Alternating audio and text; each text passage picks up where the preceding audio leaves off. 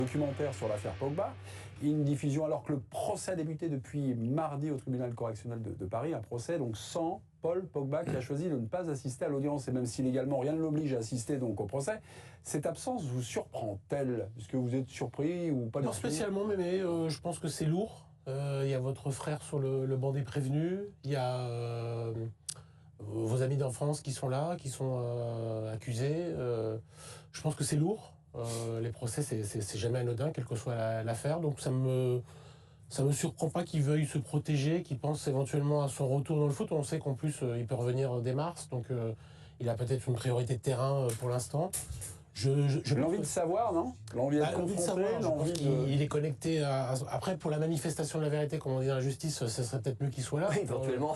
Pour les débats, mais ça me... Oh, mais là, c'est tellement accablant. Par protection, oui, en même temps que... Il a tout dit à la police, après, tu vois. Ouais.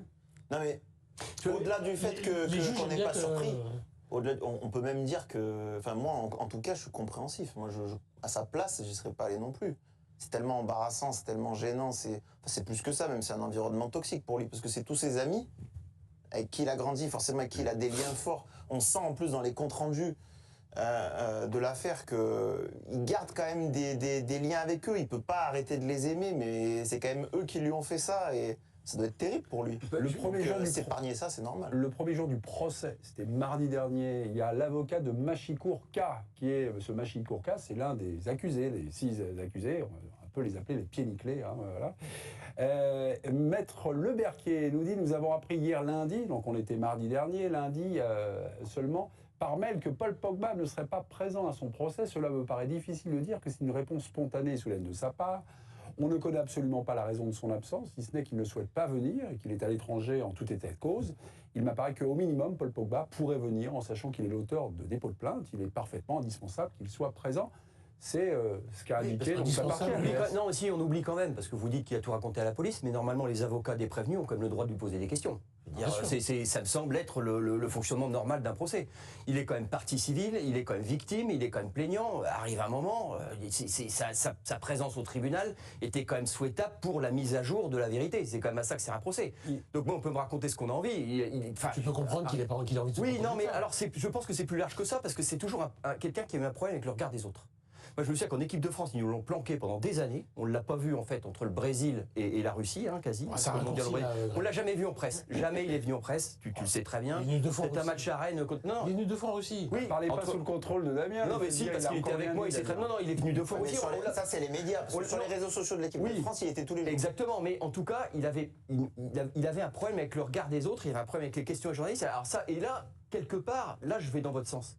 C'est-à-dire que je crois que c'est quelqu'un pour laquelle c'est pas simple. Et c'est difficile de le... T'as envie de voir ton frère, toi? Non, mais c'est pas voir ton frère. À un moment donné, un procès, t'es plaignant, vous vous rendez pas compte? D'accord, c'est pas pareil. L'avocat des mecs, il a pas le droit de lui dire, attendez, il s'est passé quoi là, il s'est passé ça. Il a pas le droit de regarder dans le blanc des yeux. Et je pense même que les juges aiment que celui qui a déposé plainte soit là.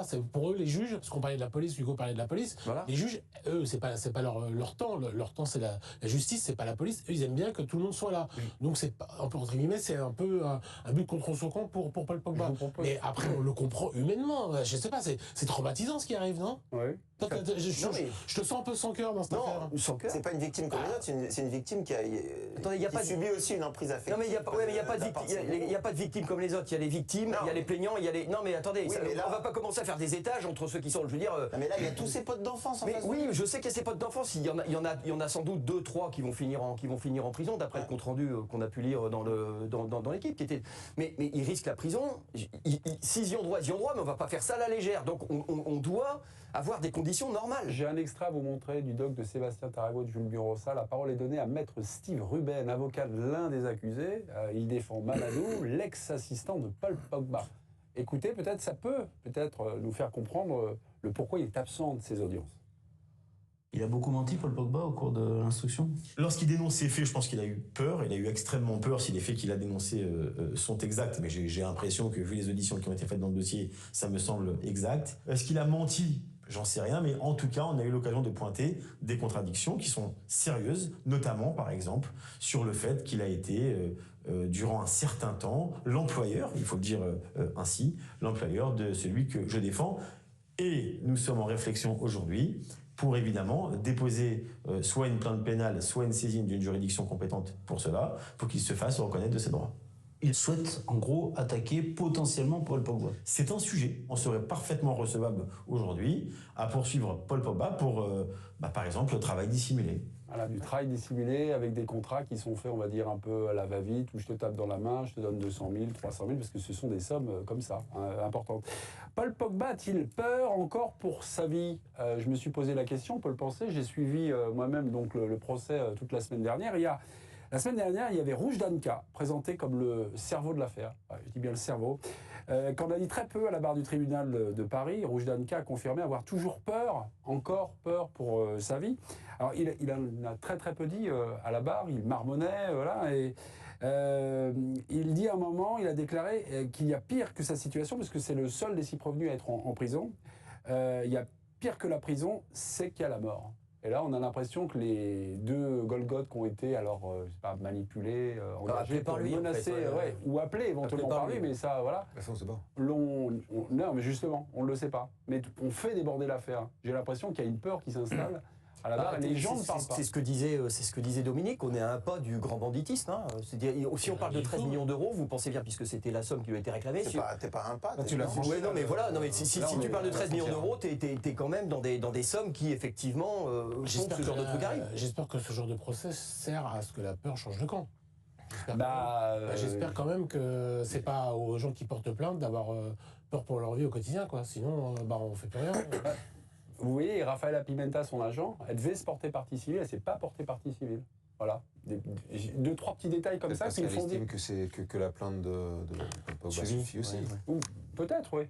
Peut-être pas en rajouter non plus. Enfin, en défendant son client, en général, les agents pour en rajouter, ils peuvent en rajouter. Enfin, voilà, mais je suis plutôt surpris. Oui, voilà, ce qui peut se discuter, c'est le règlement.